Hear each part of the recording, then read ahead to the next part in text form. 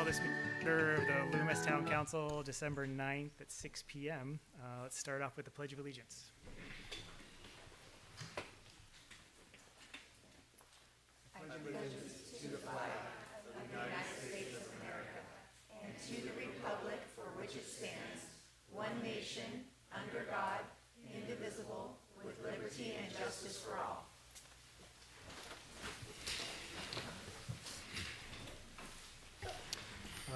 Now we have roll call, please, Carol. Councilmember Youngblood. Here. Councilmember Cartwright. Here. Councilmember Clark-Kretz. Here. Councilmember Cortez. Present. Mayor Ring. Here. All right, thanks, Carol. At this time, we have the selection of our new mayor and mayor pro tem that runs from December 2025 to December 2026.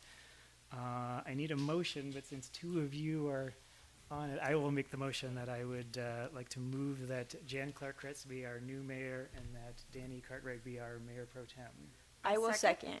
Oh, but I was going to say I could make the motion. I'm sorry. Okay. Okay. All right, Either we way. have We have a motion. motion and a second. Do we need to do a roll call? Yes? Yeah. All right, let's do it. Mayor Ring. Yes. Councilmember Youngblood. Yes. Councilmember Cartwright. Aye. Councilmember Clark-Kretz. Yes. Councilmember Cortez. Aye. Okay, so now we're going to take a 10-minute recess so that we can switch this up.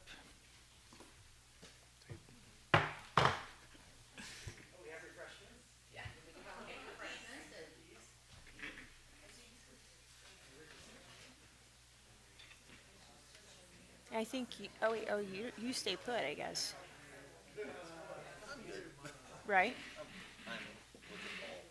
Firmly ensconced. Yes. Oh, ensconced? Okay. I'll try to use that in a sentence a couple times this week.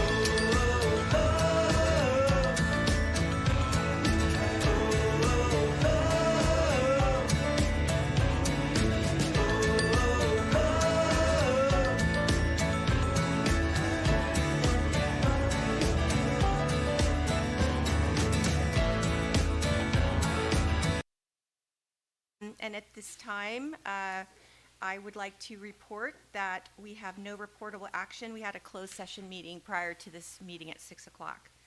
And now I'd like to have an adoption of the agenda. I move to adopt the agenda. A second. Can we have a roll call, please? Councilmember Youngblood, Aye. Councilmember Ring, Yes. Councilmember Cartwright, Aye. Councilmember Cortez, Aye. Mayor Clark Kretz. Yes.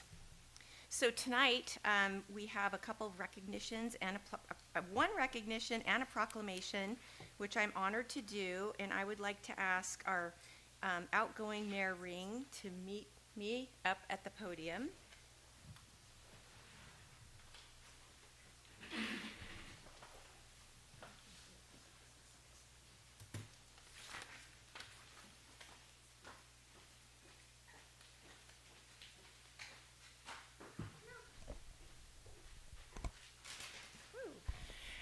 Well, I wanted to just thank Mayor Ring for being our mayor for the last year. Did it go by pretty fast? It was a great honor to serve with you for the last year as mayor, and I know that our colleagues would say that the same, that you did a fantastic job. You were always cool, calm, and collected, and you always bring a different viewpoint to the dais, which is, I think, a wonderful part about having a group of 5 different people that are up here. And just want to thank you for your year of being a mayor, serving the town that we all love. And thank you very much, Mayor Ring. You did a great job.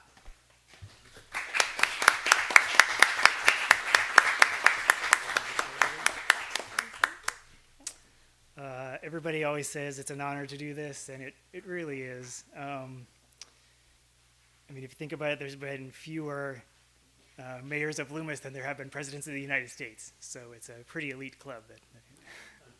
But the time goes by fast, and it's easy to put the time in when you like the people that you work with and you like what you're doing. And so I want to say thank you to staff and to my council and to all of you for all of your support throughout the last year. So thank you very much.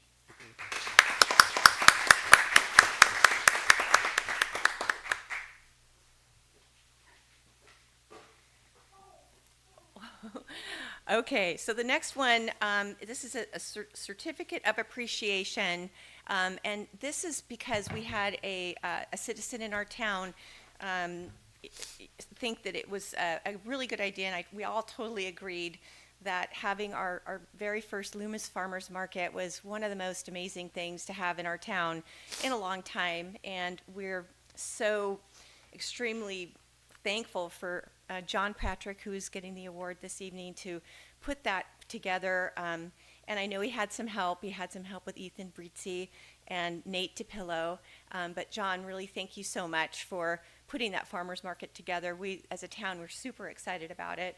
And what the certificate says for going above and beyond to serve the community of Loomis by opening and operating the Loomis Farmers Market. Since it opened, it has been a place to gather, a place to offer fresh produce, homemade goods, and friendship to all in attendance. The farmers market truly embodies the spirit of our small town. So John, would you please come up to accept this certificate?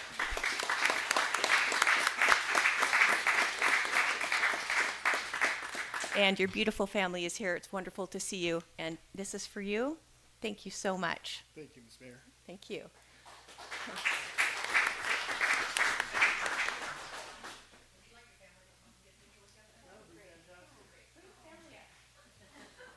Let's go, ladies. And while your family's coming, I just wanted to say that not only is it a benefit to us, but I know people who come from out of town to come and visit our little farmers market. So really, thank you so much. Job well done. And I know you had faced a few setbacks and some, a couple little hiccups, but you really persevered and you made it happen for our town. So thank you so much. Thank you. We'll be back January 9th.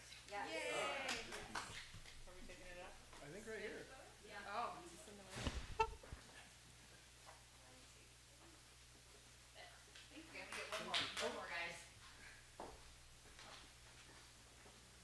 She's wearing her Loomis hat. Thank you.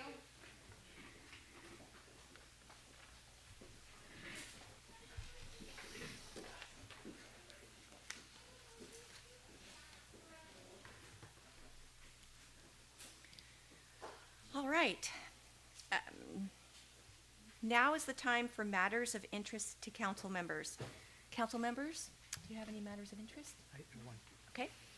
Yeah, so I attended an event that was put on by the Placer County Youth Commission about a month ago, and I just want to say there are some really great youth in our county, but one of the things that they had suggested, which I thought would be a really good idea, and I just thought I would bring it to the council, is that if we could maybe implement a youth representative on the council in some way. I talked to Principal Zerwis about it just to see his thoughts on how we could select someone, and he had some ideas, but we didn't want to go too far in the conversation until I brought it up with you all. So think about it, ruminate on it, see what you think, but I think it would be great to get a point of view from someone of the younger, not that we're not young, but that, someone from the youth around here. So that's what I have to say. Are we allowed to comment on that? Okay, go ahead. So what would that look like? Would it be like somebody from ASB at Del Oro who would come and, Yeah, like an ad hoc committee? it would, or no, come it and would just be speak, someone or- who would, like a teenager who would come and sit with us. They wouldn't get a Okay. vote, but they would Yeah. sit here, and if there's something that came up and we Yeah. wanted to hear their opinion on it, then they would have a voice just like we do. Well, it's kind of like with student government when I was at Del Oro, we had our president, and at Sierra College, same thing. They would go and they would sit at the school board meetings, and they would be like kind of a, yeah, exactly. So I don't see a problem with that if you're looking for consensus.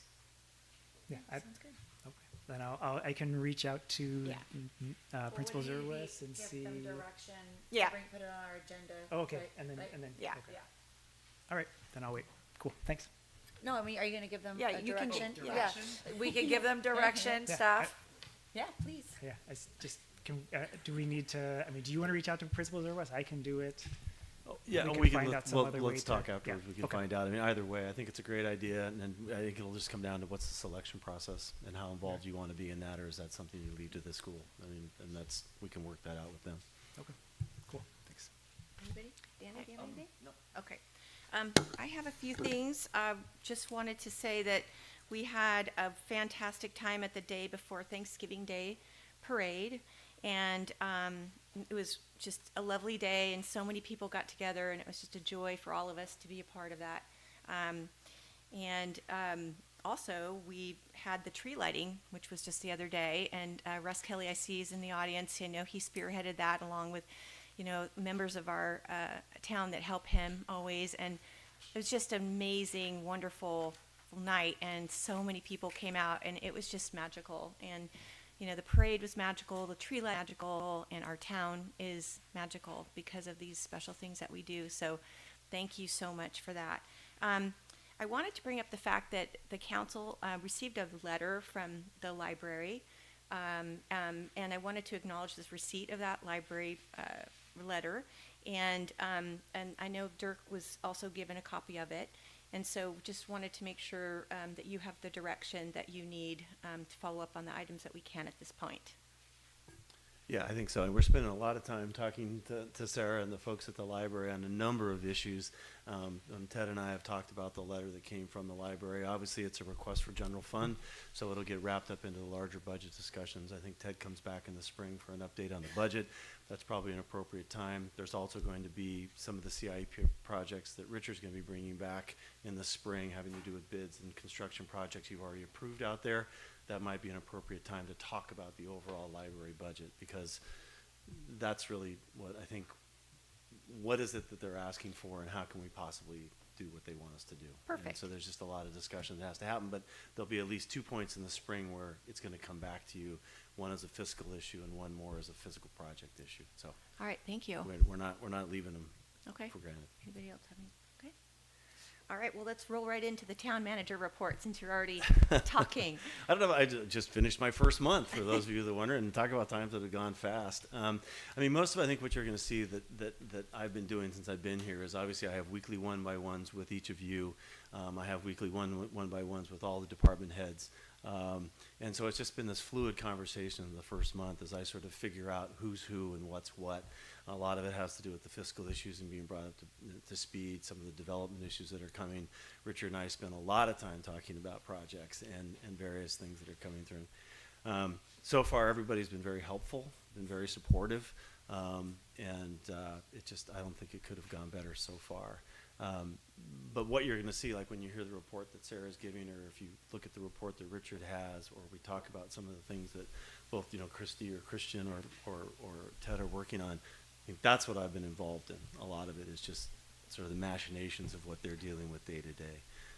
So not really high profile stuff, which is fine, but it's all going well so far. And helping spearheading our look for our permanent manager. Yes, that's true. I left that one on the list, but yes, we're working diligently towards finding you a full-time replacement for me. Okay, well, thank you so much, Dirk. Appreciate that. You bet. Does anybody have any questions for Dirk? No. Okay. All right. Sarah and the Loomis Library and Community Learning Center report. All right, good evening. I just want to go over some of the things that you can look forward to at the library in the next month or so. We are kind of winding down the year. We will have story time for the next 2 weeks, but then we're going to be closed December 21st through January 1st for our winter break. We'll be behind the scenes working for a lot of it, but the library will be closed during that period of time. But on January 2nd, we're going to be back, ready for the new year. We're going to have a new tea of the month for January, as we usually do. We've decided to rebrand our story time from just story time to Tales for Tots. We think that, the age range that we're seeing is a little bit younger, and we want to encourage families to know that it is okay to bring your 1, 2, 3-year-olds to the library for this story time. They're not expected to sit still. They're not expected to be able to, pay attention the entire time, but we do want to encourage families to come and experience those stories with their kids. We will also continue to have Japanese story time every other Wednesday at 10:30. And then one thing that we're going to be doing the first Saturday in January are DIY vision boards.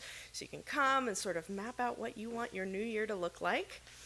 Our genealogy study groups will be meeting on January 9th and January 15th. We have a Master Gardener workshop on January 10th, which it was winter care, thank you, and deciduous tree pruning, right? I got it, okay. And then we will also, that same day, be having a puzzle swap, which I know the community has really loved the ones that we've done in the past. That will be from 2 to 4 on January 10th. You can bring up to 5 puzzles if you would like. You don't have to bring a puzzle to swap. You can just come and pick up a puzzle, but we'll have lots of options for you. It's a good way to spend those cold winter days. And then finally, the last thing before we see you again in the January meeting is on January 13th from 5:30 to 6:30. We're going to be doing what we are calling Pass the Painting. It's going to be for teens and adults. And basically, it's you're going to paint a little bit of a picture, pass it along to the next person. So everybody will get something, but it's going to be a community effort to make the painting. So I can answer any questions that any of you may have. Well, I think the council should do something like that one night with a painting. You're all invited. I think that'd be fun. So what about the tea? You said there's going to be a tea for January. Is there a tea for December? There is a tea What for is December. It's a mystery tea. Every month it's a mystery tea. So Okay. you don't know what you're getting, but we do have caffeinated and decaf options. Okay. And it's while supplies last. So Okay. first come, first serve. Anybody have any other questions for Sarah? Okay. All right. Thank you. All right, Loomis Chamber They are not in Amanda's attendance. here? Oh, They are not in attendance tonight. Go next door. all right, now it's time for our allied agency updates. And who wants to go first?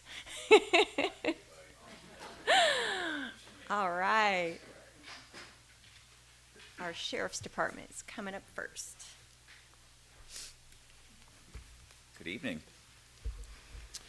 Just go over a couple of notable incidents, or actually we'll do stats first. So no meeting last month, so I included October stats as well as November stats. Everything is looking pretty consistent with past months.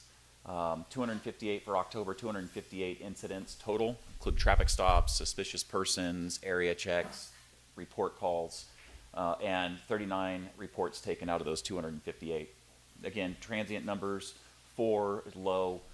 We like where that's headed. And then the numbers on the right side, I want to specifically mention the traffic stops, 49. So they've really been doing a lot of maximum enforcement and education, especially around the neighborhood areas, which I'll get to more in a little bit. And then for November,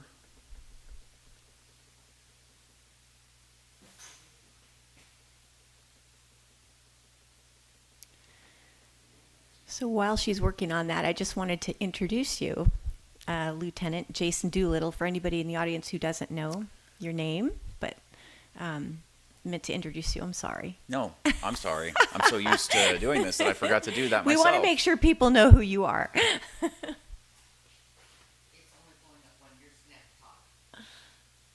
Okay. I will have to get back to everybody. I don't have a paper copy of the stats that I emailed over, so I'll have to get back to you all for November. I will say it's consistent. Numbers remain the same, and almost the same, so no big spikes. So I do remember that. On October 28th, we had a traffic collision in the area of Webb. It was a medical event. Deputies got there first, started CPR, didn't find a pulse, and then fire showed up, took over life-saving techniques, and the driver was transported to the hospital with a pulse and was going to be okay. Fortunate that deputies and fire were there so fast, otherwise it would have not had such a good ending. So very fortunate, very thankful. On November 25th, this is outside the township, but it has an impact on the town. We had a pretty significant traffic collision on Cabot-Stallman, the 5,000 block of Cabot-Stallman. 2 minors were significantly injured. It was a solo vehicle collision into a tree. Both had to be transported, unfortunately. CHP is currently investigating that. I haven't seen the final investigation. It's still ongoing. Again, outside of the township, as most of you have heard, I believe it was 2 days before Thanksgiving, we had an officer-involved shooting in West Roseville. That is still under investigation. Our office, as well as the DA's office, is investigating, but the deputies are okay. They were not physically hurt at all. Kind of on the lighter side, we had a theft from Costco, about $1,000 in tires. So I'm just going to walk you through this real quick, because I'm not going to lie, I was laughing when I was reading the report. 2 guys steal a bunch of tires. They get their license plate. Costco does. They call us. Deputies start investigating. They call one of the suspects because they can't locate him. And we just thought they were free. They were sitting outside. They go to end the call. Deputy said, okay, you need to come back. Suspect says, okay, I'll come back. Well, the suspect thinks he hangs up his phone. Oh, shoot. And he doesn't. He starts talking to his partner about how they just stole the tires and got caught. So kind of a funny story that made me chuckle when I read the report. Karma. Lieutenant, is that the first theft from Costco? Because It is one of the first thefts. Okay, I was going to say, I don't think we've heard of any incidents there. I ran the numbers, we talked about it maybe 4 or 5 months ago, and the numbers are incredibly low, which is what we like to see, obviously, with our commercial businesses. I can't think of there's only one other incident that ended at Costco with an arrest that I can think of, but it didn't start at Costco, just the vehicle turned in there. So the numbers are looking great, very, very low. Considering comparable, Costco's hard to compare, but other commercial or retail businesses up in North Auburn, Train Village, and those areas, it's shockingly low. So it's great news. As we continue, with the holidays coming up, we're continuing our enhanced traffic education enforcement program. We're really focusing on the neighborhoods, Magnolia, Oak, and then over by H. Clark Powers. We're still hitting that pretty hard. Our traffic car, who is filling in for Deputy Billadu, is doing a great job. If Jeff comes back to that spot, he's going to have some big shoes to fill, because Tevin is doing an amazing job with education enforcement. And we're going to continue that. Along the same lines, my office was awarded a little bit of grant money for traffic enforcement with the terms that it can only be used in Loomis and Colfax. So that's going to be starting up in the next week and a half. We're coming up with a plan. I have a meeting tomorrow with how we're going to do that. So it's going to be, you're going to see more deputies around town. Wow. Part of that is DUI enforcement, speed enforcement. So that's to come. That's awesome. Yeah, it's great. It's great. It was very competitive. A lot of agencies applied for the grant. Not a lot of them got it. So it's great. And then, so our traffic, again, along the lines of traffic, Deputy Prevestini is the acting traffic unit right now. He's going to be bouncing back and forth between a normal day shift, but he's also going to be spending a considerable amount of time on a 12 to 10 shift as well. We had him run the stats for traffic collisions, traffic citations, traffic complaints, and the number was almost 70% happened after 11 o'clock in the morning. And so we're allowing him to modify his schedule. So he'll either work the traditional day shift or the noon to 10. We're going to try that for a little bit, kind of bounce back and forth and see if it helps slow some of the problems down. We had the public safety fair about a month and a half ago. Good turnout considering the weather. Looking forward to doing it again next year. And then we've also been, the mayor and Councilwoman Cortez and I, as well as the Del Oro student body, Del Oro principal, vice principal, will continue to meet with Del Oro staff and students regarding the graffiti issue. We have another meeting next month, and we're working towards a resolution. Thank you. I just got to fire it back up real quick. No, that's perfect. And it's collaborative. That's what we want. We want a collaborative, and it's going that way. So more to follow on that. We also participated, my office and a bunch of other people. We did the Mandra Run. Little quick story about that. 5 of us ran from my office, including me. The other guys were from our SWAT team. I used to be on our set team. They were in uniform when they ran, and I wasn't. I was in shorts, of course. But we all agreed to run, finish the race together. We all stayed in the same group. So we're in a line as we're getting ready to cross the finish line. And I just have to be that guy. So, of course, I take a couple steps forward right before the line. So I finish a second before them. So I've been rubbing that in their faces that I beat set team. All right. One thing, if you've noticed, foggy weather, it's been miserable lately. On the way here, I saw 2 people driving at night with no headlights on in the fog. So we just really want people to remember to turn their lights on. It's always a good habit at night to or in the daytime as well, if you don't have daytime running lights, to have your lights on 24/7 when you're driving.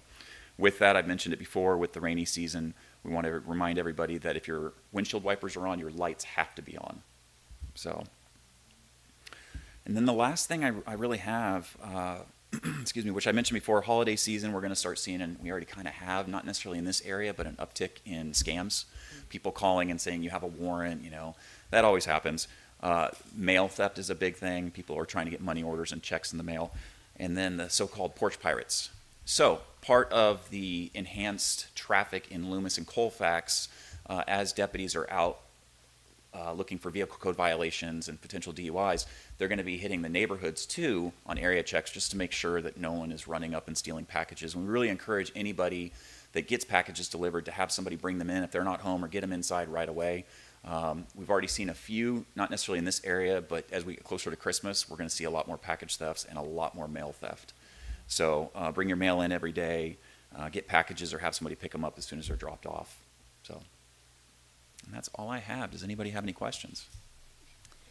I don't have a question, but just more of a comment that, or actually, yes, a question first. When will the increased patrol from the grant money that you got, when will that begin? So we have a meeting tomorrow. Okay. And it's going to be in the next week and a half or so. And there's certain parameters with the holidays coming up of when we can do it. I mean, it's a page full of restrictions and requirements. And so we're going to map it all out tomorrow, and I'm hoping in the next week and a half. I know they already have an operation planned for Colfax in the upcoming week and a half or so. So we're going to be splitting it between the two. Do you have any idea how long that will, like what the timeline of that will be? Like how long will we have extra patrol? So around the holidays, it's going to be throughout the holidays. Not every day. There's only so much, and we have to spread it out. But it's going to be through the holidays, and then once we get through New Year's, a couple weeks after New Year's, I'm going to reevaluate and figure out when are some times of the year that we see trends and start staffing those. Okay. So I was just thinking that it would be very fortuitous that would happen at the same time that we're implementing our entertainment zone. Christian's nodding his head, but that was what was popping in my head, that it would just be really good just to put our residents at rest or at ease as we are contemplating this type of adjustment. So absolutely. yeah, wonderful. I will bring that up at the meeting tomorrow. Yeah. Any other questions? No, thank you so much. Just, hope you know how grateful all of us are for your partnership in keeping our town safe, and how wonderful for, you or your department to go forward to try to get a grant for us. I mean, that's just over and above, to me, the call of duty, and it's something that happens so much with you and your department. And again, we are just grateful to have you. Thank you so much. I appreciate that. Thank you. Thank you. Thank you. Well said, Mayor. All right. Now, Darren, you get to follow. So, this is Darren how can you say? Snedeker. Snedeker, okay. And you were formerly deputy chief. Are you still deputy chief? Correct. Okay. I Yes. know there's a change coming up. Correct. So you tell us all about it? Yes, I will. Okay. newly appointed deputy chief to South Placer Fire. For those of you who don't know in the audience, you all are part of South Placer Fire District, and we proudly serve Granite Bay and Loomis. I came here in August as the deputy chief, and I'll be the fire chief January 1st. Awesome. Congratulations. And I'm here to introduce myself. Well, congratulations. I'm really glad that Jason's slideshow had a glitch there because I didn't bring any slides. But moving forward, any information, metrics that you're looking for, I'd be happy to provide. And just a little bit about myself, 20-year resident in Granite Bay. Kids go to Loomis schools. One kid played Granite Bay soccer, one kid played Loomis soccer. We do a good job of splitting the difference there. Love Loomis and impressed by the turnout here. We have board meetings for the fire district. No one shows up, so I'm going to take attendance here and get everyone's phone number. We'll get you to come to the board meetings. I love it. A little bit about the holidays. This Sunday, the 14th. The 14th is Sunday, I believe. We have a pancake breakfast at Station 17. Okay. And that's a great event. Bring your family. On our website, we have days where the fire engines and Santa are going to come through the neighborhoods. And that's a fun event, too. And there's a map. And I'd like you to check it out. And the kids love that. So there's obviously been a lot of events leading up till now, but they're in the past, so I'm just not going to bring that up to you.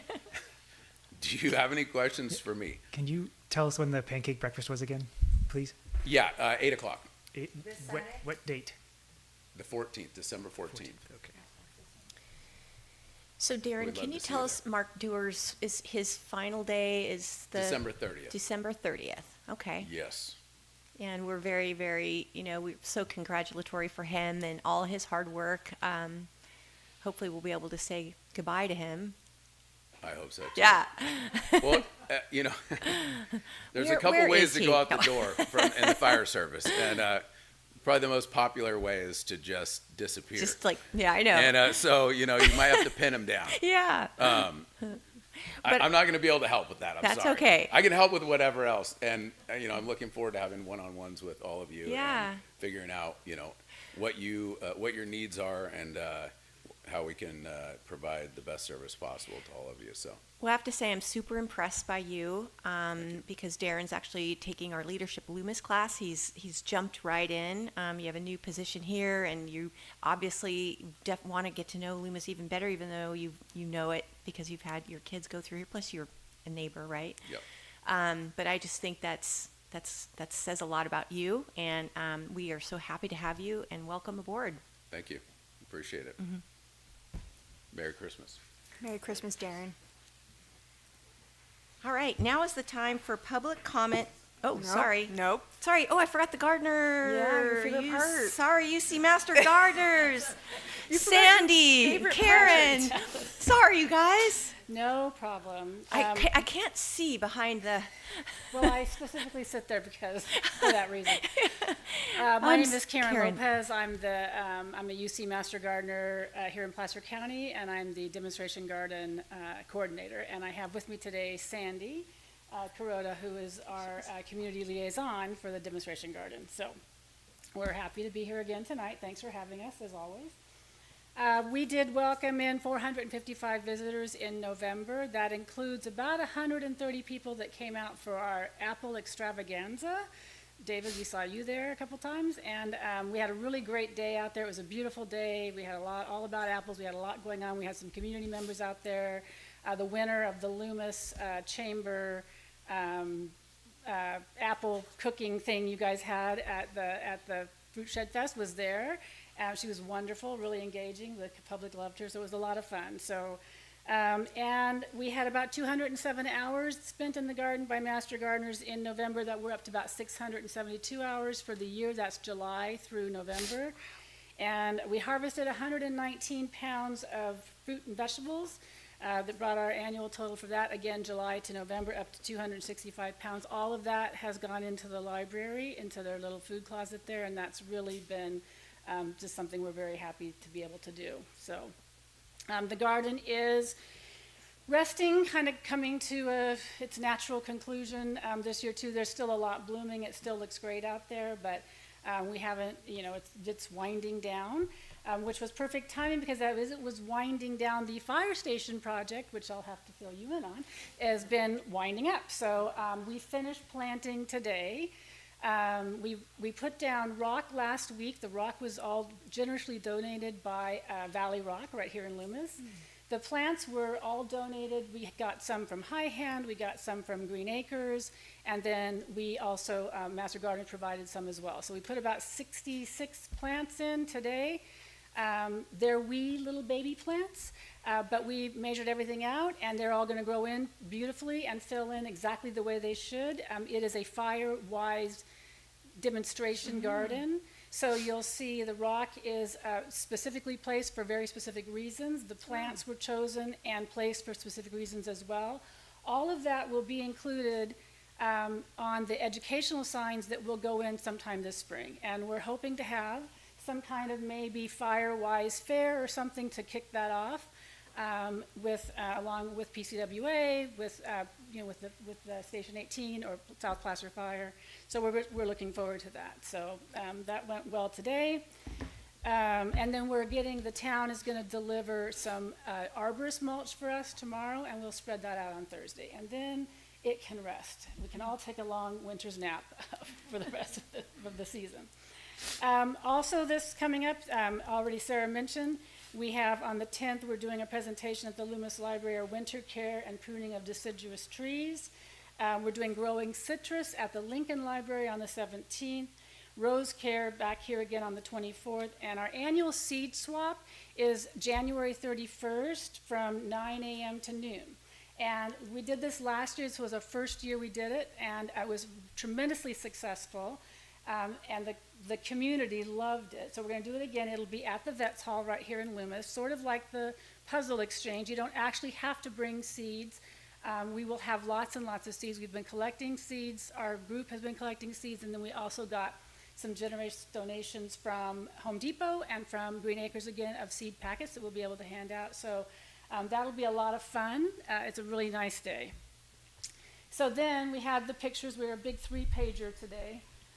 So this is a picture of the rock installation from the 24th. So you can kind of see that one, I hate to call it a dry stream because everybody has a dry stream, but what it really is actually a fire break. So that's in a larger landscape, that would be a fire break. And those other two that spin off are also fire breaks. It's about having non-combustible material so that the fire doesn't just rush right through your property and up to your building.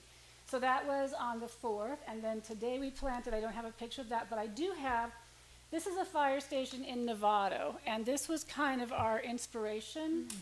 These pictures don't really show the whole overview, but this was kind of where we got some of the idea. This was a collaboration between the fire district in Novato, the Master Gardeners in Novato, and a couple of other people. They formed a coalition, and they put this in, and they're doing the same thing now at other fire stations in the area.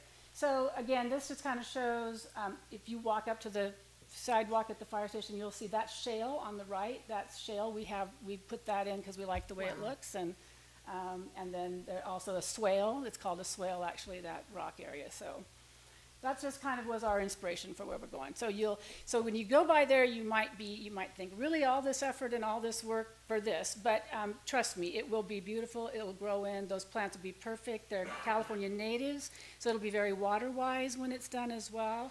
There'll be a lot of color because a lot of that will bloom, and a lot of difference in foliage and whatnot. So it's going to be very, very nice. Wow. So, what questions? Any questions for me? Do you have any questions? It's just beautiful. Do you have anything to say? Go ahead. I just want to say that I love how the collaboration, I've said this many times before, but the collaboration between you guys and the fire, it happens in Loomis all the time. It's just these weird people that not that you're weird, but that you wouldn't think that they would get together, and then when they do, it's magic, and so it's great. They've been awesome. They've been awesome to work with, just been so helpful, so yeah.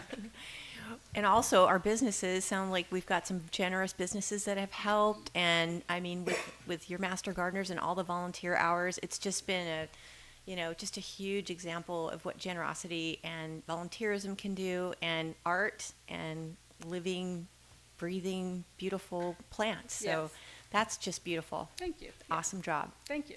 Thanks. All right. Have a good evening. Thank you. too.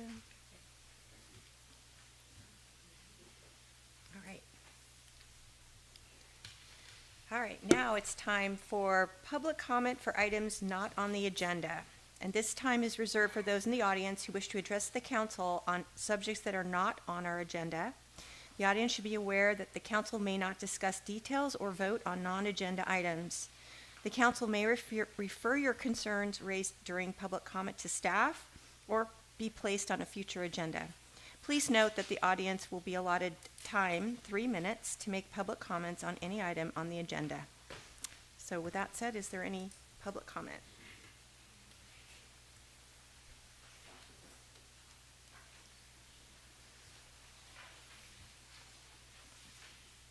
Don't let the fire chiefs leave yet. Hey, Darren, you are asked to stay for just a couple minutes, please.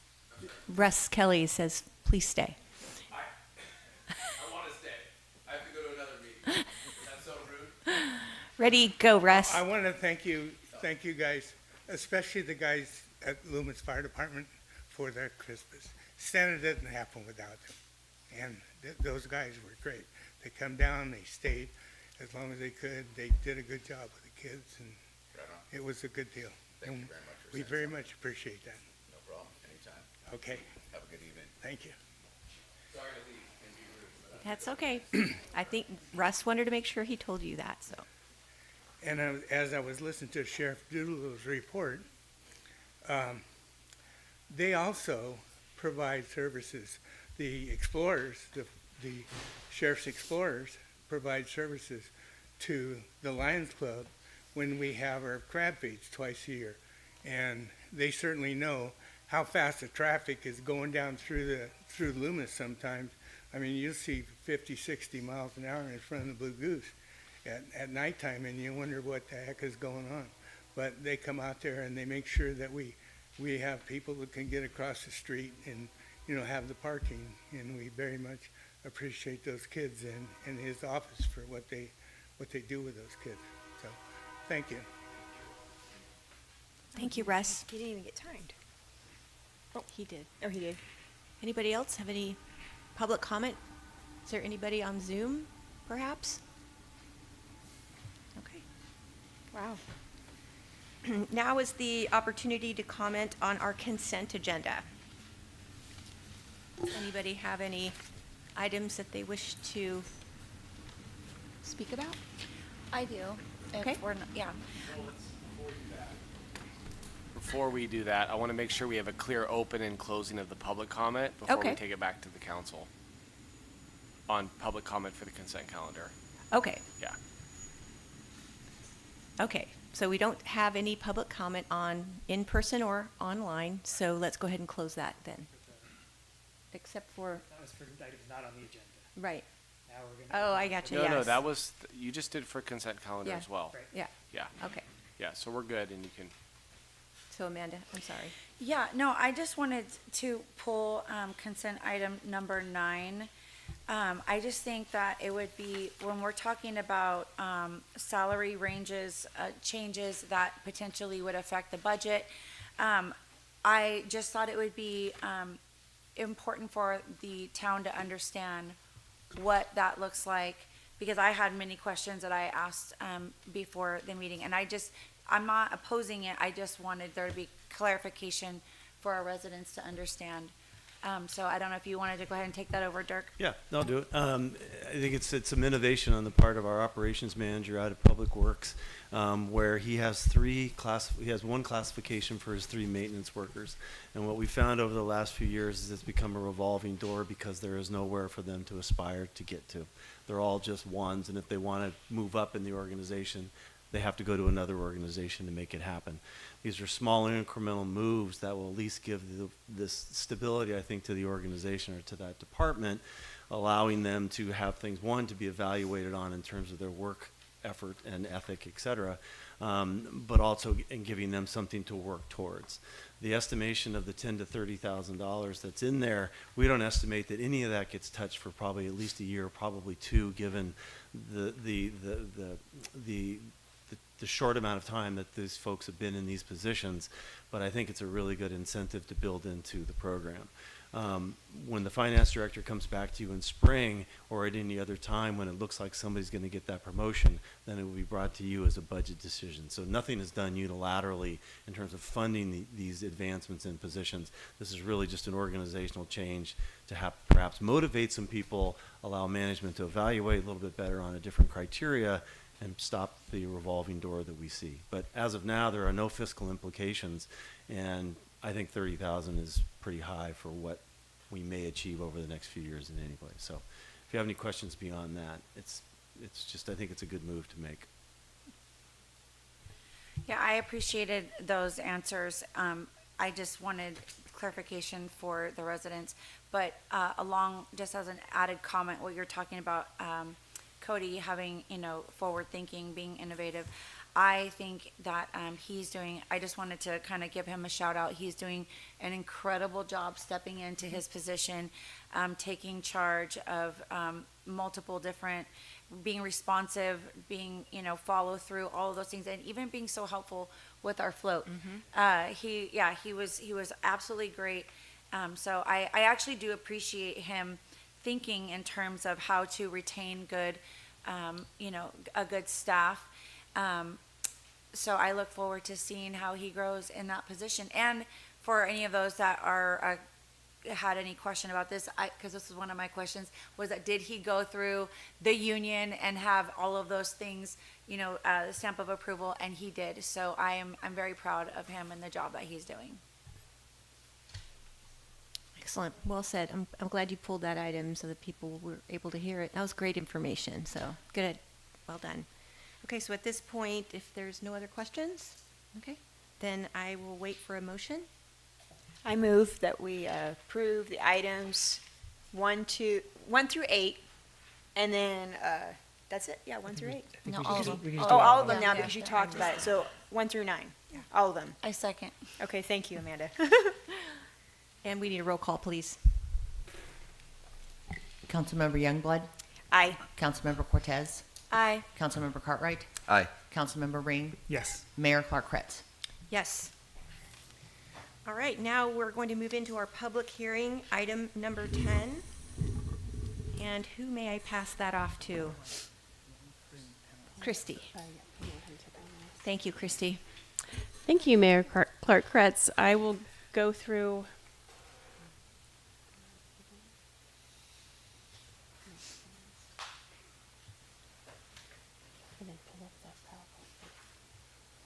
I'll go through a PowerPoint to walk you through the project, and then we'll have the applicant talk about the project and cover anything that I failed to address.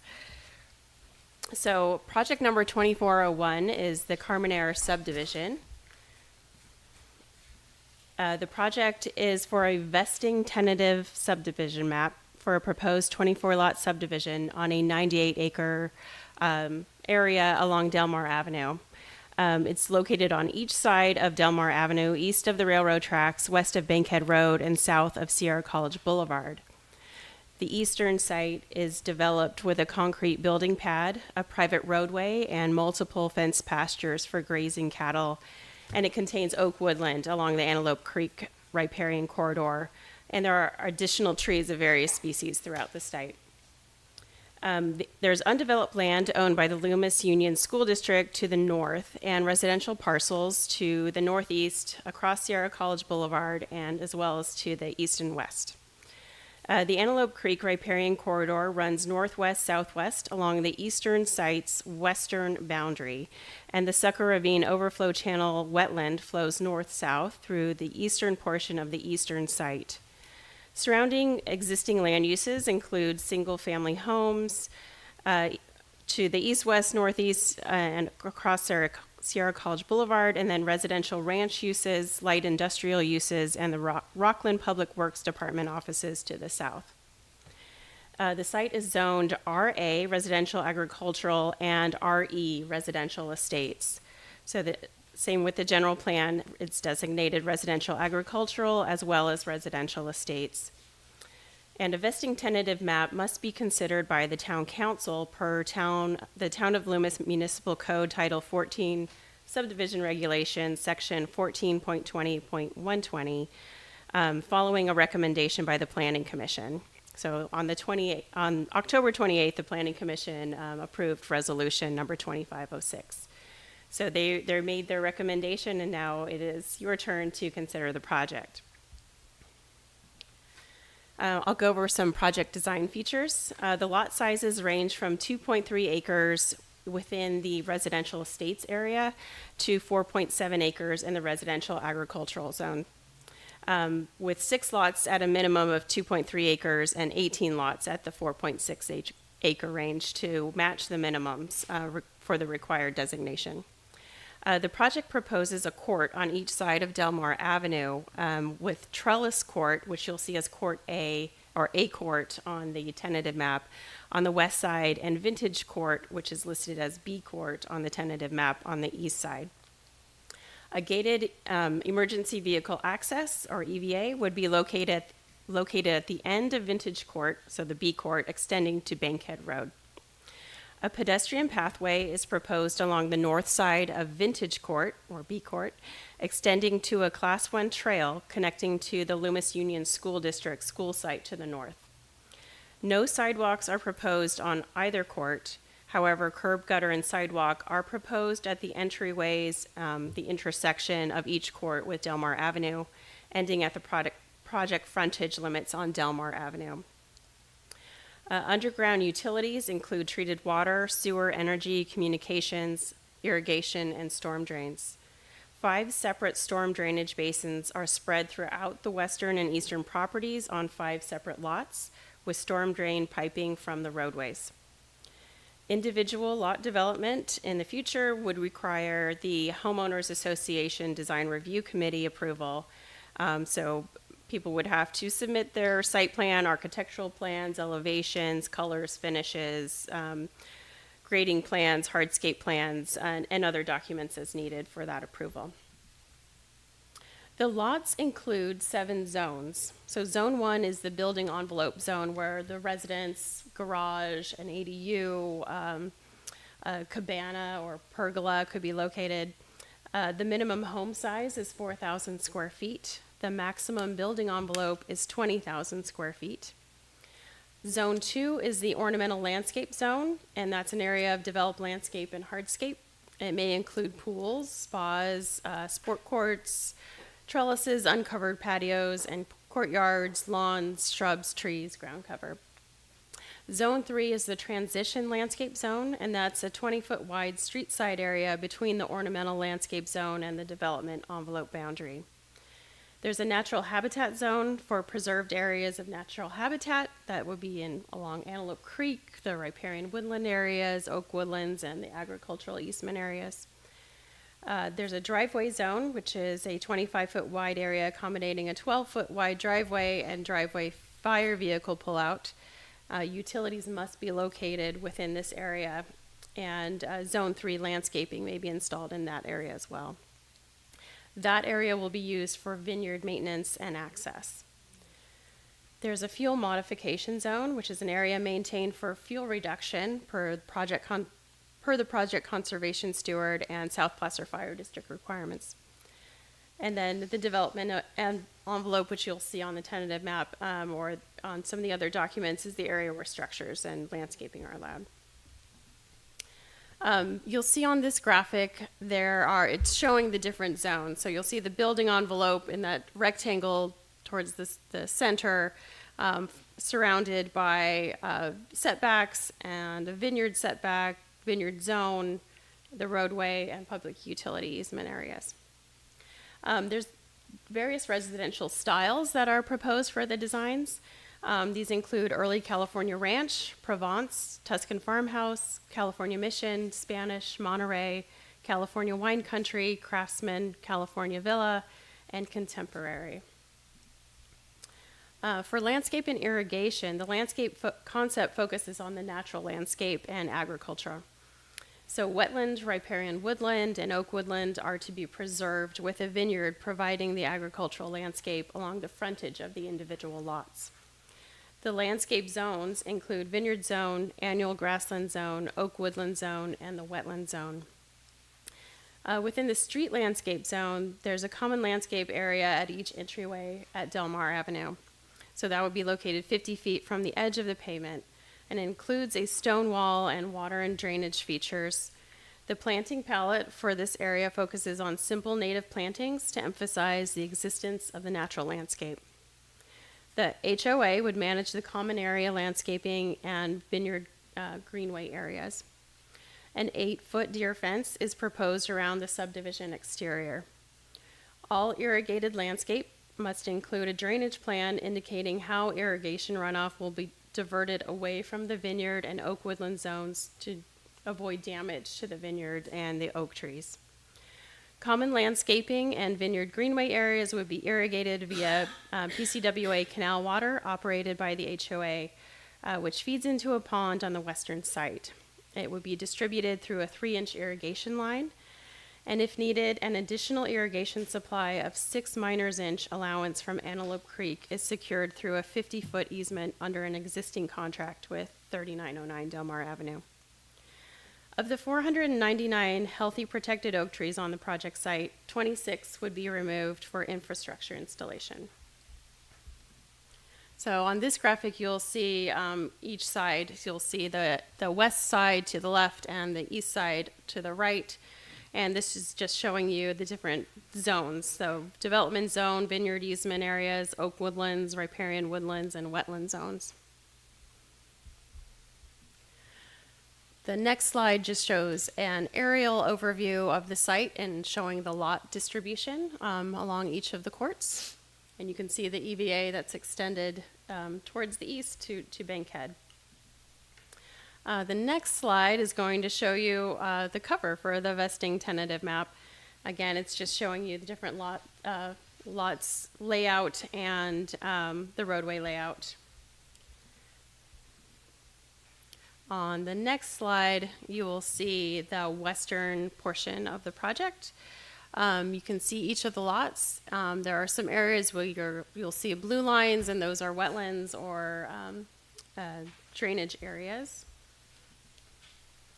On the next slide, it's the same. It's just going to be the east side showing each of the lot configurations and flood zone area along the creek. Then on the next slide, you'll see a utility plan. It's going to be too hard to see, but you can see that the utilities are focused within the roadway, and then coming up from the subdivision to the south in Rockland, there would be a sewer line.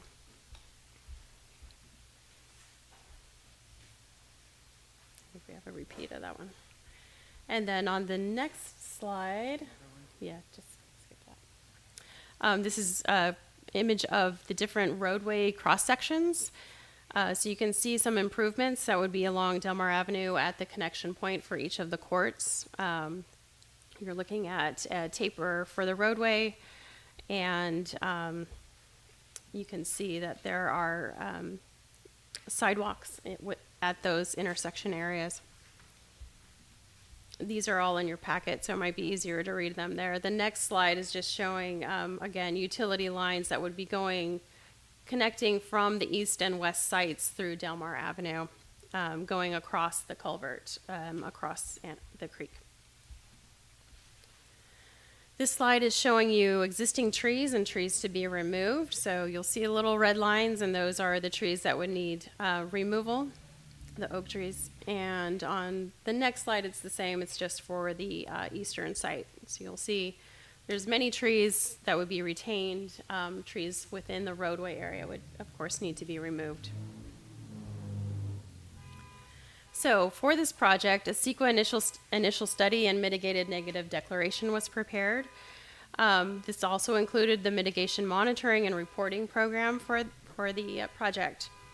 The ISMND identified a potential for adverse environmental impacts to biological resources, hydrology, and water quality, noise, cultural resources, hazards, and hazardous materials, and tribal cultural resources. The draft initial study mitigated negative declaration was circulated for 30 days for public review and comment between July 18th, 2025 and August 18th, 2025.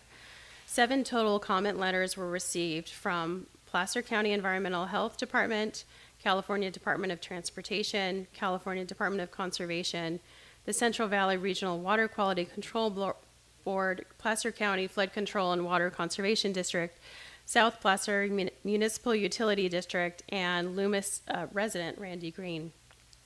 At each of your spaces, you'll find a little packet of communications between myself and Randy Green on the project and other comments he had about other town issues.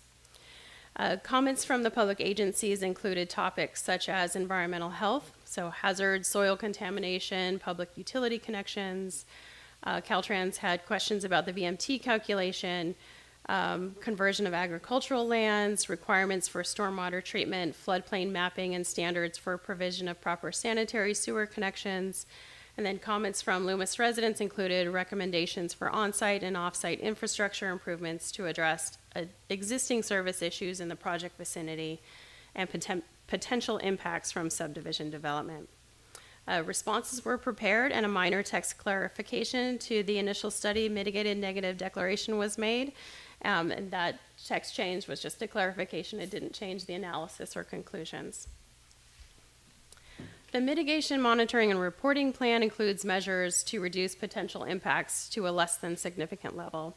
So these measures include special status plant and animal species surveys, construction limits should those species be identified, wetland delineation determination and permitting with the U.S. Army Corps of Engineers, Regional Water Quality Control Board Section 401 certification and discharge report, CDFW Section 1600 Lake and Streambed Alteration Agreement, oak woodland mitigation plans, cultural resource protection, and human remains protocol, asbestos and lead survey, soil testing for pesticides, well abandonment permits, stormwater pollution prevention plan, other hydraulic analysis, grading permits, and construction noise requirements, tribal cultural resource awareness training and monitoring, and inadvertent discovery protocol and protection.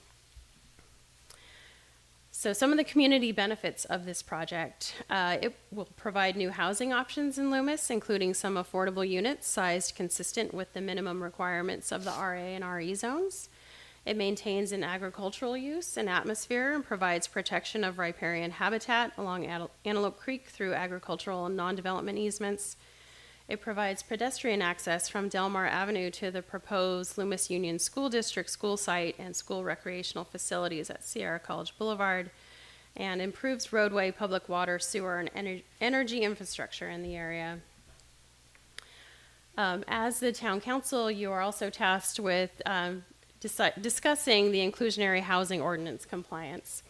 So to meet the inclusionary housing ordinance requirements to provide 10% affordable units, in this case, the project would need to provide 2.4 inclusionary units. And the project proposes to de-restrict 5 lots. So requiring 3 lots with an ADU affordable to very low-income households and 2 lots with an ADU affordable to low-income households. The deed restriction would be for 55 years. And the ADUs would need to be built concurrently with the primary residences. And in that case, the design review committee would be looking at the home and the ADU for consistency. A recordable housing agreement identifying the number, location, target incomes, duration of affordability, calculation of affordable rent, and management and reporting plan for the ADUs would need to be submitted to the town manager and attorney for approval should the town council recommend this proposed approach of 5 deed-restricted ADUs. Some clarifications were made on the conditions of approval. These are in addition to the changes that were made by the Planning Commission. So their recommendation was in your packet, and then these are some new ones, new clarifications that are being added for your consideration. So on condition of approval number 9, it's talking about how the homeowners association would be responsible for maintenance of common areas, the pedestrian walkways, easements, landscaping, and we should also include that these roads would be private subdivision roads, and they would also be responsible for maintaining those roads. And then on condition number 69, it's just a clarification that each lot, when it's developed, would need to subscribe to a minimum weekly solid waste collection service with Recology, or adding, whoever the current refuse service provider would be if this, takes a few years to develop. And then just to let you know, I had added the names of Trellis Court and Vintage Court, where A Court and B Court are discussed, to the conditions of approval. And that is the end of my presentation, and I'll hand this over to Tim Tull and Mike Fournier to provide their input on the project. You're going to want to... Yeah.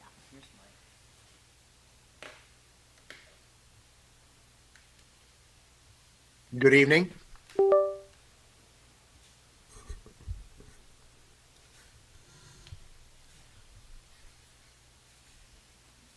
Do we actually have good sound?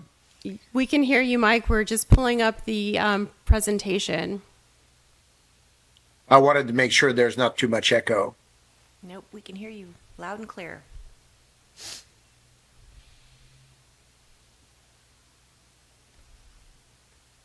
Well, I can, as they prepare the presentation, thank you so much for giving us the opportunity to present this subdivision, Madam Mayor, council member, staff, and public at large. We really appreciate the opportunity, and we're really excited about this project.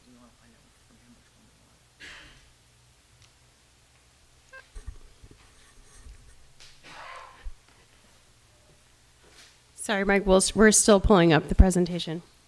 Was I on or was I off? I'm sorry. You're on. We can hear you, Mike. Oh, okay. Go ahead. I wanted to know if I needed to repeat No, we heard the you. appreciation. Can you hear us? Mike? I think we're at me. Mr. Toll, you might want to give them some guidance on the.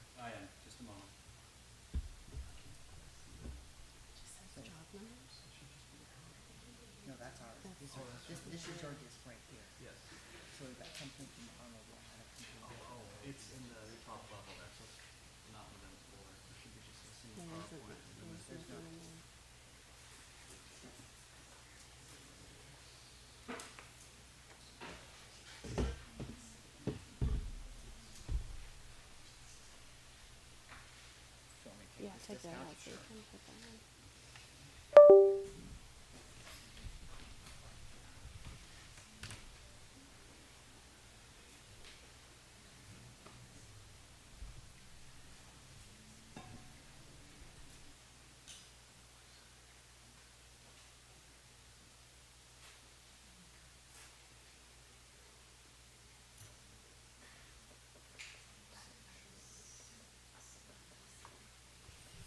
So Carol, while he's fixing that, I don't think Mike can hear us on the council.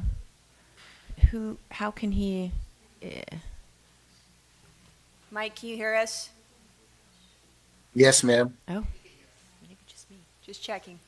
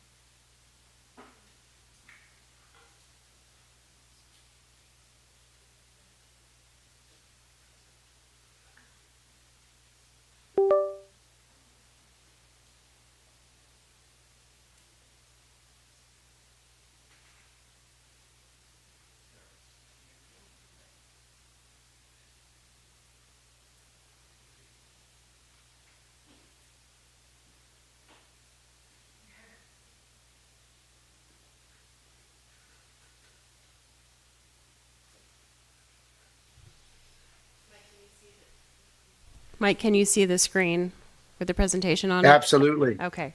Miracles of modern technology. Sometimes it's slow a little bit, but eventually we get there. So whenever you're ready, you can present your presentation. And then, All right, so let's go. Next slide.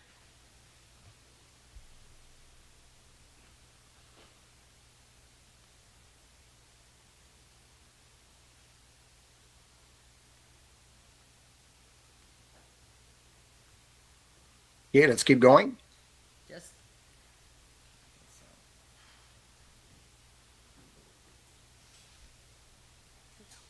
So basically, this is located in the kind of in the center from north to south on the western side of town.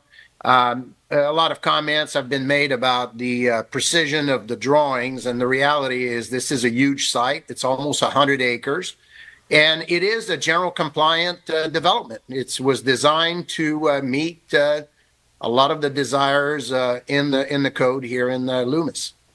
Next slide. So basically, we have the western side, the eastern side. As Christy presented very well, we have 24 lots, combining the current actual zoning. We have a very, very open land focus, and ultimately, we believe that we have a very good solution that's implementable for the low-income solution. And yes, I did say it already, and I will say it again, it is a general plan compliant subdivision.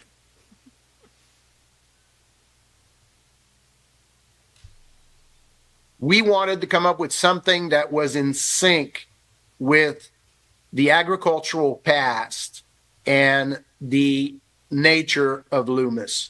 So we wanted to create a lot of freedom through the design guidelines, at the same time making sure that the value would be preserved for the owners, that the future residents. We wanted to introduce a vineyard, because we believe that that would provide a good compensation for the size of the lots. The reality is the lots are relatively large. It's a lot of work to maintain those lots with fire hazards that we have now and all kinds of issues. It's a great way to use the lots, use the water that's allocated to us, and at the same time maintain an absolute fantastic low density character.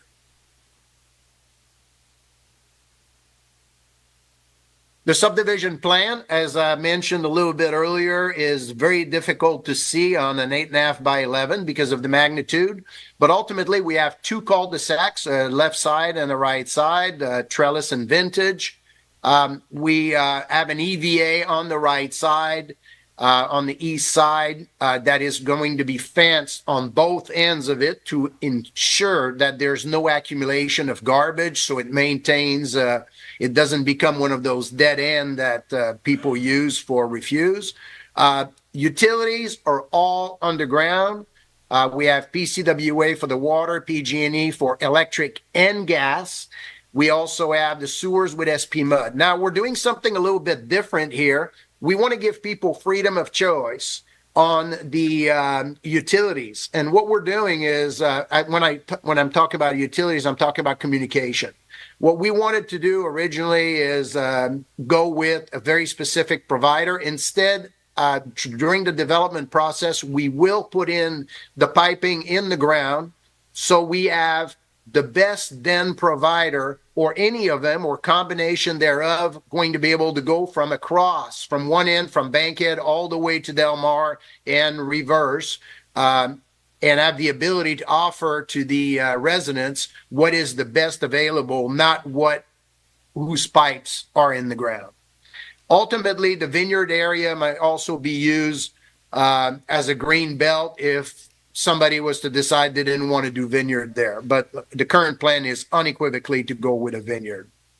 The design guidelines are very strict at preserving the environment, and we're very positive about that.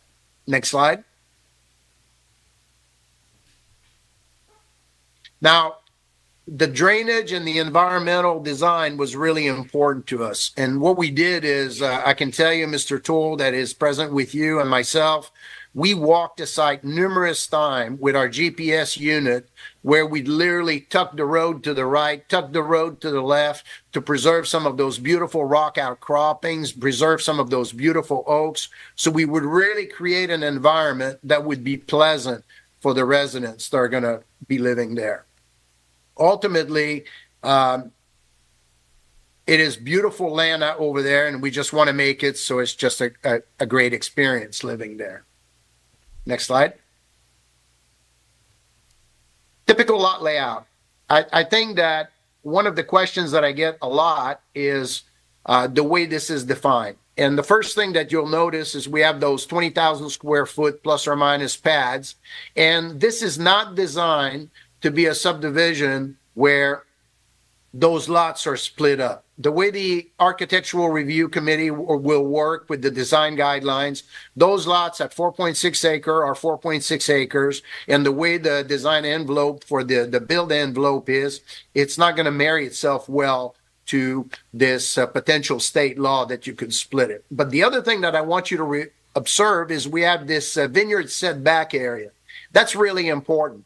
I mean, we manage, our company has a lot of vineyards. We manage a lot of vineyards, and there is nothing more toxic for a vineyard to have an environment right next to it where there's a lot of irrigation, there's a lot of open spraying, and introducing a lot of humidity. So what we did is we created that vineyard setback area to ensure the success of the vineyard. Next slide. Ultimately, we're naming this after the Carmenere grape variety. The background picture that you see currently on the screen is our vineyard in Penryn. The Carmenere variety does really well. It's also a variety that sells. I have a lot of people that have told me it's their new favorite wine. And the reality is it's absolutely well tailored for our weather and our soil. The next thing we did is let's talk a little bit about the choices people will have. Well, that's exactly what we wanted to do. We wanted to give people the choice. We did not want to force them to have a Tuscan or just an early California ranch. Those are large lot. There's a huge amount of space between the residences and between the pads. We've laid that out on purpose, and we wanted to give people absolute freedom. Now, that having been said, if it's yellow with pink polka dot, that will be a no-go. But the reality is we want beautiful homes in that environment, and we're giving people a lot of that freedom as long as they have some kind of earth tone and they respect the generous setbacks that we've set. Ultimately, we also have a fence going around the perimeter.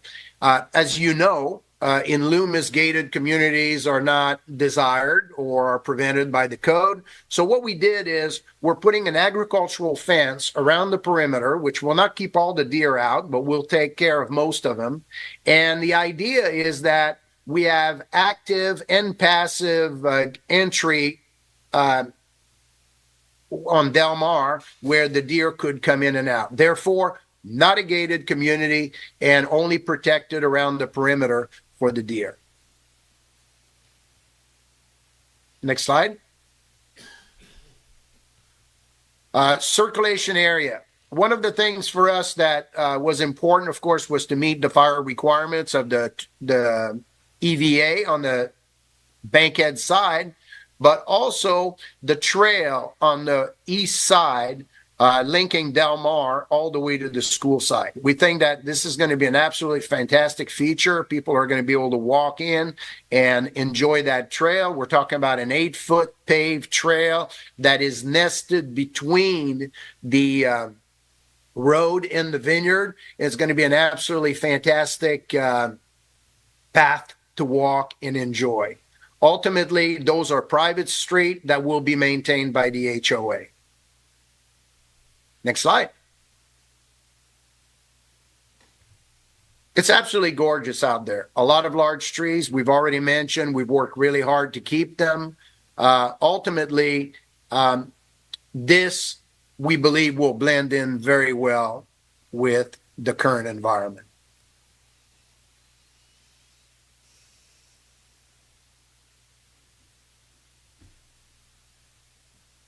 ultimately, it preserves the cultural heritage, agricultural heritage. This is a low impact infrastructure, yet it brings all the modern amenities to those large lots. The trail is in sync with the general plan, the requirement of tying up the east side of Antelope Creek. It is not high density housing. And what's really dear to my heart, and I hope you do approve it, is that we have those 5 units, ADUs, that will actually get built and help somebody in the family, somebody that supports the properties, somebody that's local, have some housing that's affordable. And instead of it going in some kind of a fund that maybe will be used in the future. So our low-income housing solution, I think, will be very successful. And it's something that I also believe will be popular with the residents there. So that having been said, next slide, please. I really appreciate your time. Another good picture of our Carmenere block in Penryn. And, general plan compliant project that we believe will be a positive addition to the town of Loomis. Thank you for your time. Thank you, Mike. So now we'll bring it back to council if anybody has any questions. Anybody have any questions? Okay. Can you just clarify where the sidewalks are going to be on Del Mar? I couldn't see it in the map. It was too tiny, and I just wanted to know. Where each of the courts meets Del Mar, there's a throat for access into and out of the court, and the sidewalks would be located at those throats to the property limits on each side.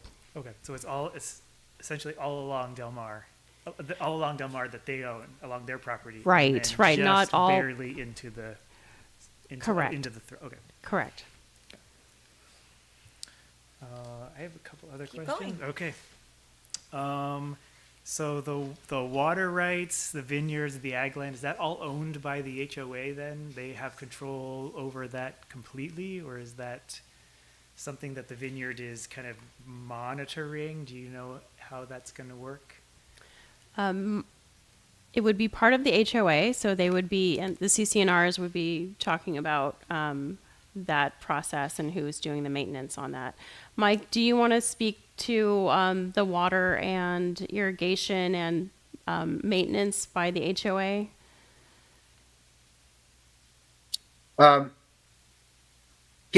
Christy, can you repeat the question from Council Member Ring? I'm sorry, I don't know, I if you barely can could me, hear. Does the HOA control do they have control over how the water gets used and how the land gets used, or is the vineyard really kind of guiding everything?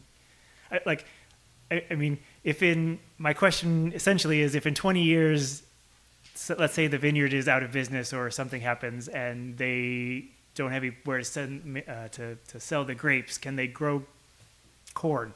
Can they do whatever? Can the HOA decide that, or are they kind of being forced into whatever they are initially subject to? Well, if I understand the question right, you're asking, what could be the future of the vineyard? What could be the future of the landscape area? And my answer to that is basically, it's been defined as a green belt. It's been defined as an area that will not be at well, I suppose that all the owners can come together and discuss what happens, but, we will have recorded the CCNR and all the rules with the town. It will be part of their deeds. And the reality is it's going to be a green belt area. It's going to be an area where it's maintained by the HOA. The HOA has the water to do it. And it's going to be clear with the homeowners that it's something that it is not their land to just decide exactly what they do with. It prevents them a barrier. It prevents them a vegetative barrier, whether it's green belt or a vineyard. But the reality is it is dictated by the HOA, following the design guidelines and the CCNRs that will be recorded. All right, that answers everything. Yeah, thank you. Anybody have any questions? I have a question about improvements to Del Mar Road and part of the process of the development. Can we kind of go over that a little bit more? Is there going to be? In terms of Del Mar, it would just be along the frontage of the project properties. Okay. It's not, there's no proposal to do a widening or any type of roadway improvement on Del Mar beyond that. Okay, thank you. All right, let's open it up for public comment if there's no more questions. Okay, anybody in the audience? And just to be clear, we're opening the public hearing. Yes, opening the public hearing, and this is public comment for our public hearing. Oh.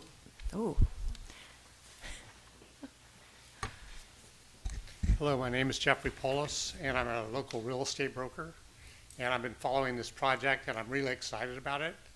I think it's fantastic that Mike has designed something that fits with the community plan. And there's a large demand for this type of property in Loomis, and I think its conjunction with the school is being built right along Sierra College, and the walkway that he's putting in is fantastic use of the land. So I think that this is a project that you can all hopefully support and be a tremendous community benefit in the future. So thank you. Thank you.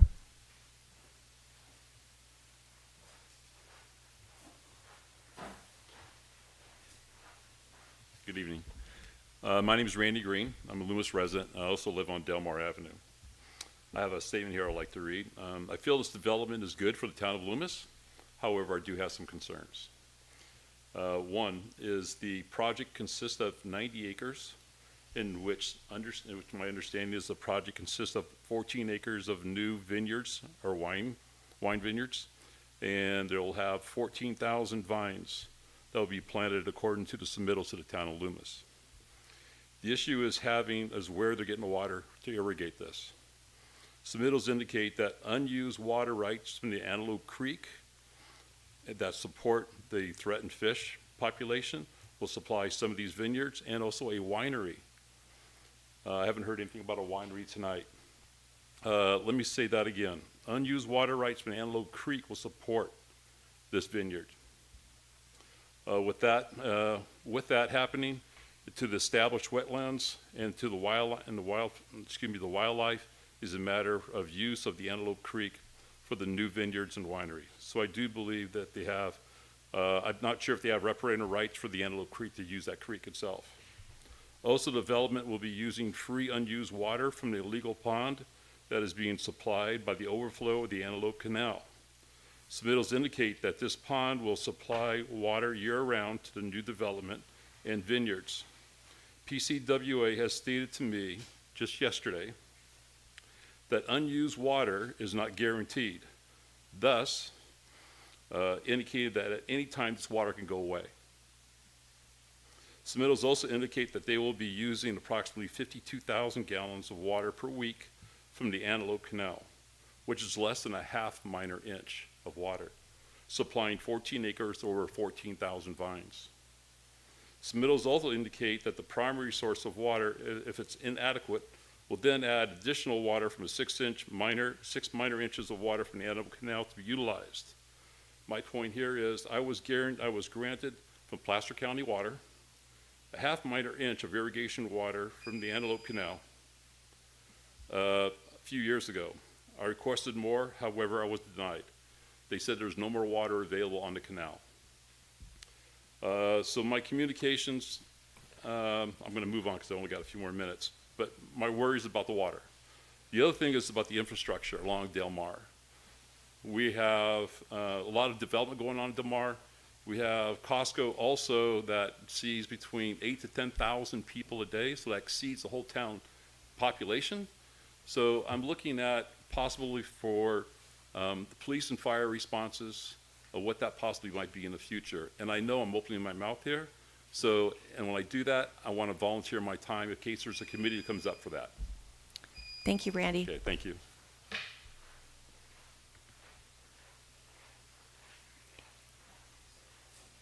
Anybody else have public comment in the audience? Oh. council members, mayor, staff, Al Frangione, Senior Director of Facilities, Maintenance and Operations at the school district.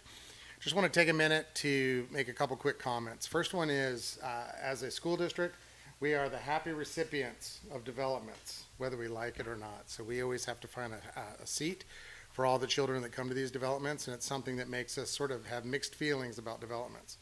Having said that, over the last several years, we've worked hand in hand with Mike Fournier and BEM on this project, and we want to thank really them as well as potentially this body for moving forward with a project like this. It absolutely is textbook. I shared that with the Planning Commission, and I believe it strongly that as developments go, it just doesn't get much better than this. But beyond all that, the partnership that we've been able to maintain and actually develop and mature as it relates to infrastructure that we're partnering with Mike and his team to bring into this area, both from SDPUD as well, from the SP Mud, as well as Placer County Water and all the other utilities that Mike brought up. We're bringing them right through and extending them on to Sierra College Boulevard, which is a big deal for most of these utility providers. And if it wasn't for a lot of what Mike and his team have been doing, this just wouldn't be a possibility. So as developments go, certainly their partnership with the school district has been extremely powerful. We're not done. We're looking at other opportunities. We're meeting with some of you, as well as hopefully Gene and others, to analyze some other opportunities to bring some very interesting assets into this town. So we encourage this project to go forward, and we certainly are very supportive of it, and we thank you for considering it. Thank you. Thank you, Al.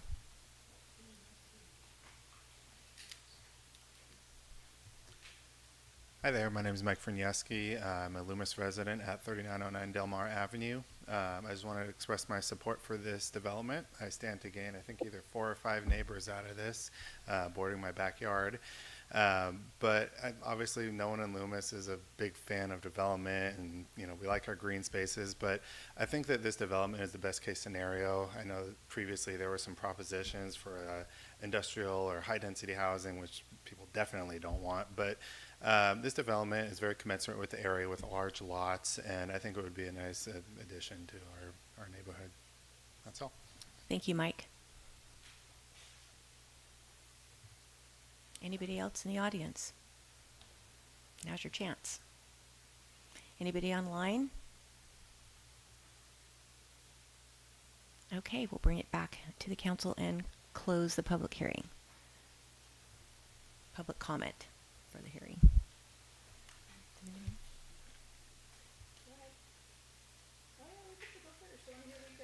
That's fine. Danny? I have been privy to another development that was proposed a couple years ago.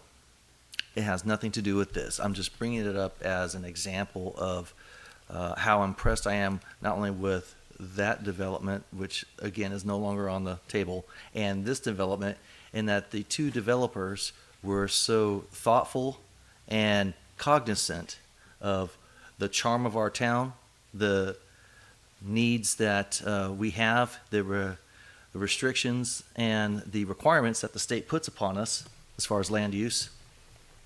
And I was always impressed with that. The times of neighborhood development, such as we have a neighborhood right here in Loomis. It's called Sunrise Loomis. And it's a charming little neighborhood. Many people live there. It's indistinguishable from any neighborhood that you might find in Roseville or Rockland, for that matter. This is different. And so this is unlike a tract home neighborhood, this is a well-designed, well-thought-out, classy, that's about the word best word I can find, classy development that would add to the charm and the aesthetic of this town. And like I say, with this project and the other project, which is no longer on the table, that I mentioned earlier, I was just impressed with the developers and how much time and effort and consideration that they put into developing their projects, so that they check all the boxes and not just,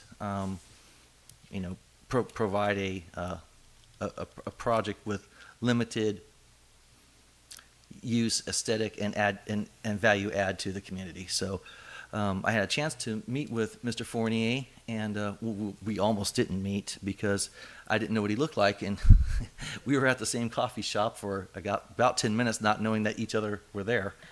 But we finally did text each other and find out we were both there, and we had a great conversation. And Tim was there. Thank you, Tim, again for your assistance in that, because you made clear some issues which I think need to be driven home. One was that it is a general plan compliant project, but then also you answered some natural questions I think anyone would have just about development in general. And so I appreciate you being there and spending your time, because that was a Saturday and it was your day off, and we were all busy, so I appreciate that. And again to you, Mike. So thank you again. That's a beautiful looking project, and you have good taste.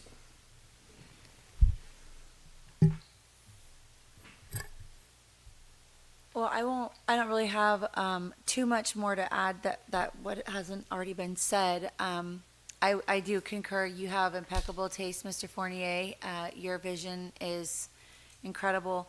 I just wanted to make just a couple of comments. One, that I thought it was very interesting, the public support at our planning commission meeting, and then as well as tonight. It's not very often that we have residents coming forward and loaning their support into any kind of development. But the other thing that I think that kind of goes along with what we were talking about your vision is your thoughtfulness in how to satisfy the low income housing or whatever with the ADUs, for whether that's workforce housing or aging population.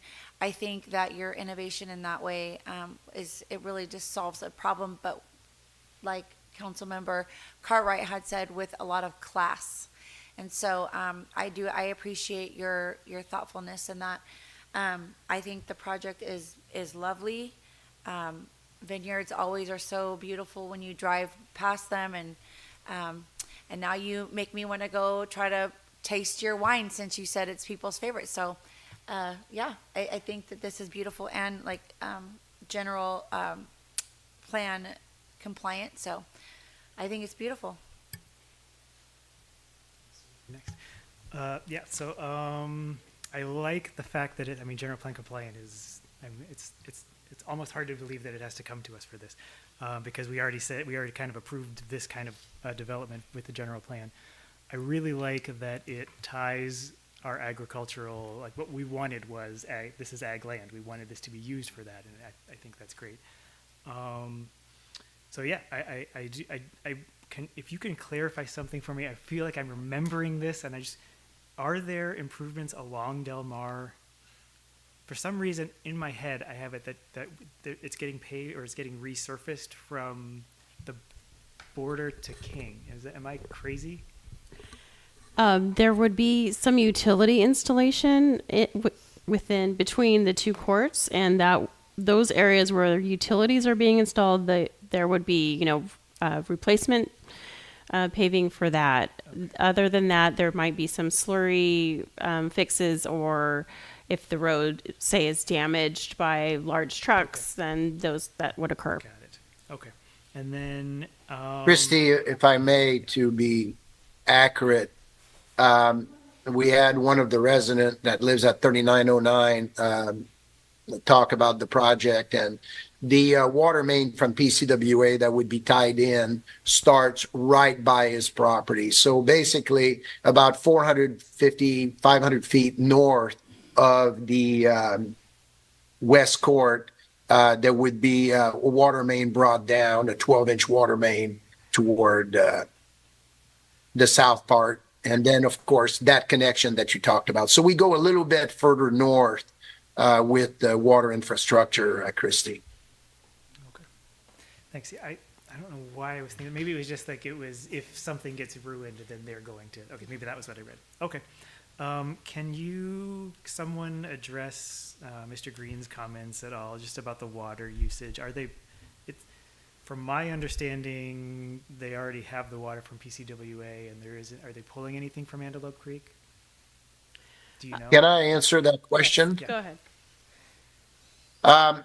Basically, just to give you some statistics, we have 2 miners inch currently allocated from the canal. 2 miners inch is 32,500 gallons a day. There's not quite 14 acres. It's a little bit less than that. So basically, just with the irrigation that we currently have, there's already a really, really good solid base. And we do have the riparian right for Antelope Creek.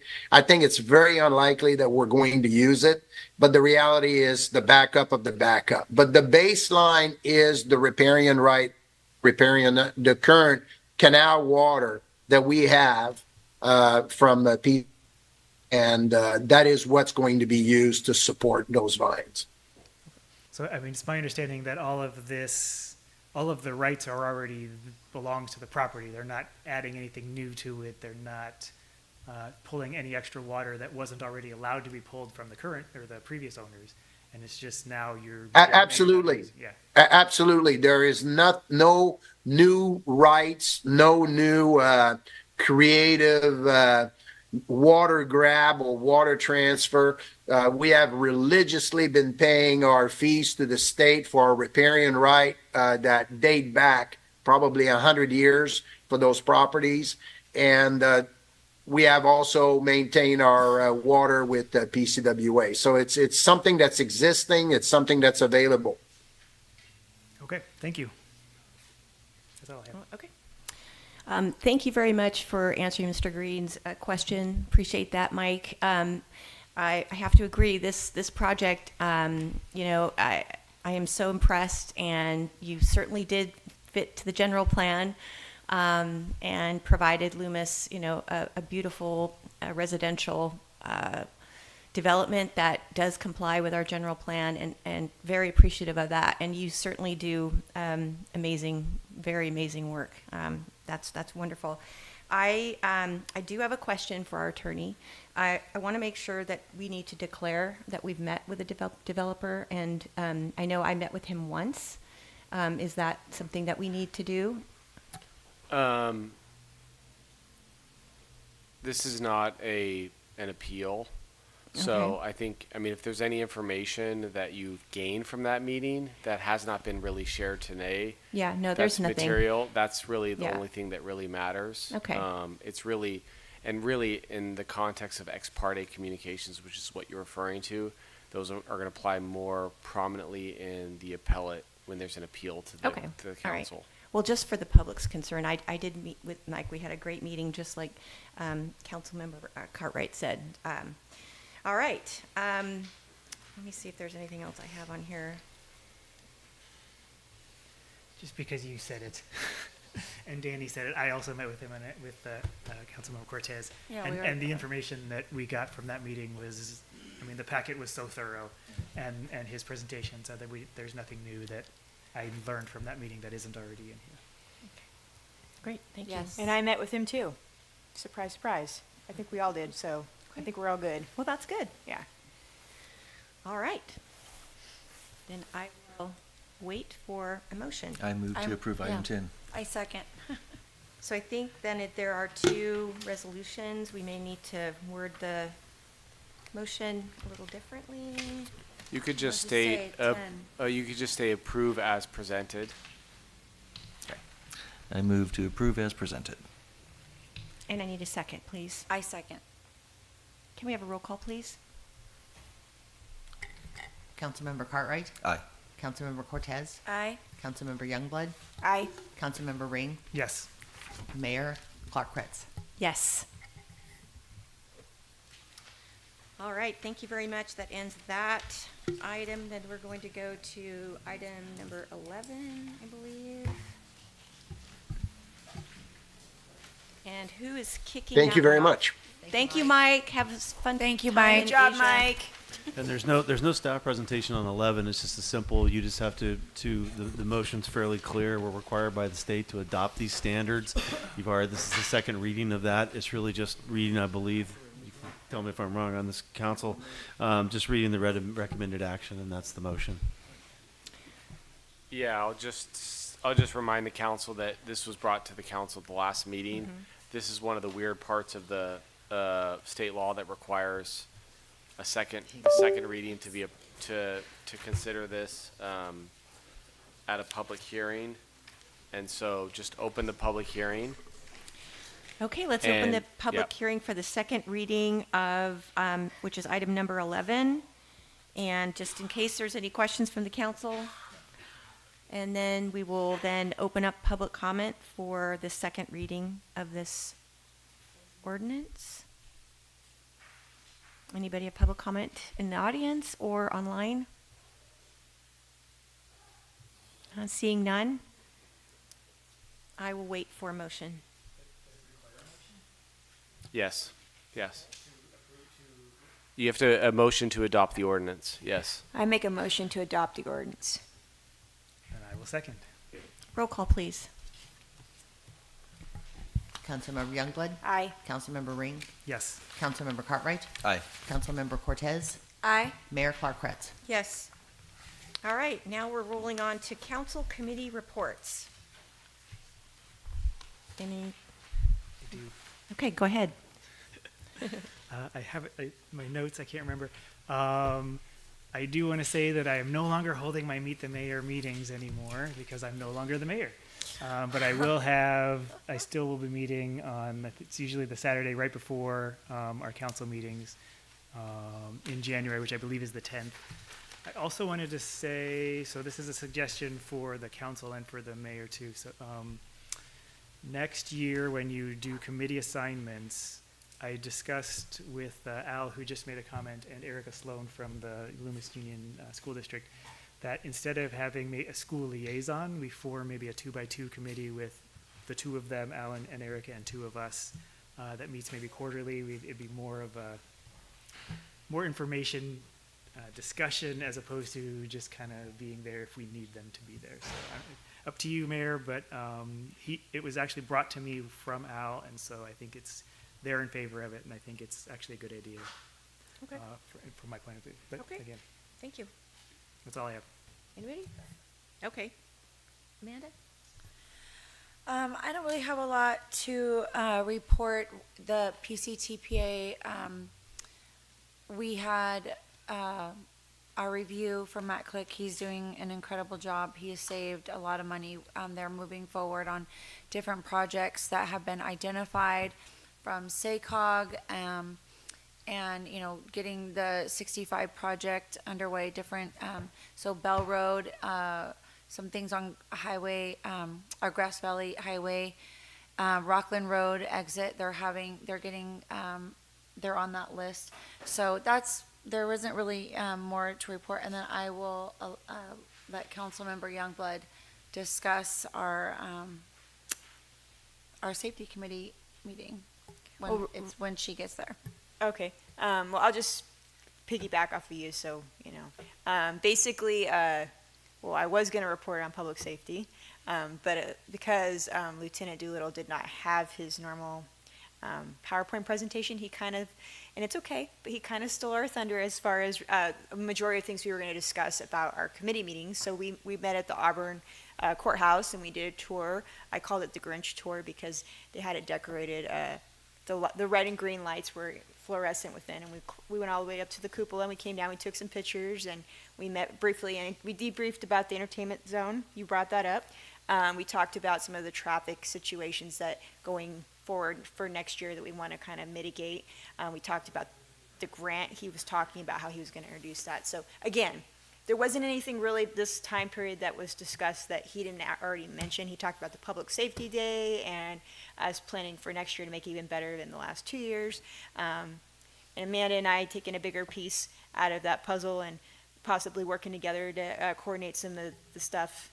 Yeah, we talked about that to make it more committee related and that sort of thing. So unless there's something you can remember, I think it was just basically that. You talked about the entertainment zone and your ad hoc committee, just telling us it's based on safety.